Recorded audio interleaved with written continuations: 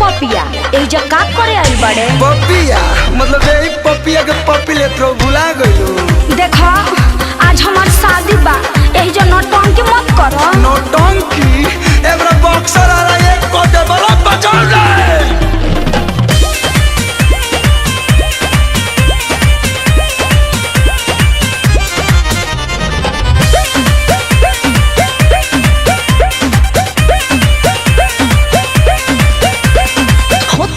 शादी का चाहेला बराबादी जान जाए पिया बता जिया ते मुआदी।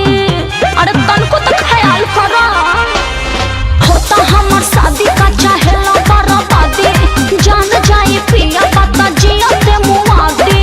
अच्छा अरे तोहरा पागलपंती से हम नहीं बाचा। मौक समझती हो क्या? नहीं रोवा नहीं टुकु टुकु डाकब दुआर पूजा में नागिन धुन पर कूद कूद के नाचो। सही में नहीं रोवा नहीं टुकु टुकु डाकब दुआर पूजा में नागिन धुन पर कूद कूद के नाचो। तब तो ठीक है बा। बेस बढ़ाओ रे। अरे तनी आराम से लेवल हाई कर। अरे बूफर फाड़ बोलो फुल कर वॉल्यूम फुल कर। ओहो डीजे डीजे बवाल करे बका। रुमाल निकाल के। अरे बस चिड़ै के जान जाए लड़का खेलौना और रोड पे लोटिया के नाचेंगे। ई सब कुछ न कर जनी पगला बेके फेरा में पड़ ऐसे कठोर जनी बना टूट जाए शादी जाना तनी को तू डर। मौगा हवा प्रेमी होई का? ना कि जहर खाइले बवाल करई तोरा मोरा देश से लव के कहानी बताई दे। का? अरे जाए क्या ससुरबा भी दिल में तो है राखा। अरे तो भतार वजह से डिलीट कर दी तब नहीं रोवा नहीं टुकु टुकु डाकब दुआर पूजा में नागिन धुन पर कूद कूद के नाचो।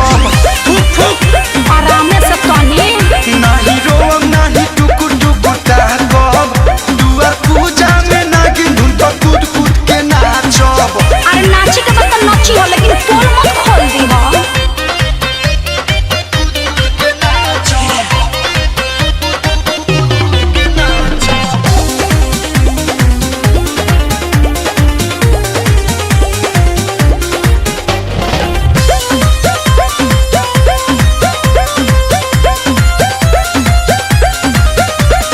बाट मजा बुरे भला दोरे होई नहीं इतना हम बोरे पापा के मर्जी से होता के शादी कोइला बाटे हमरो जरूरी।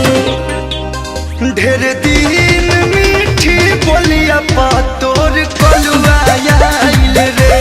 अच्छा बाकी ये है बेरा सांचो में बाबू बौराइल रे।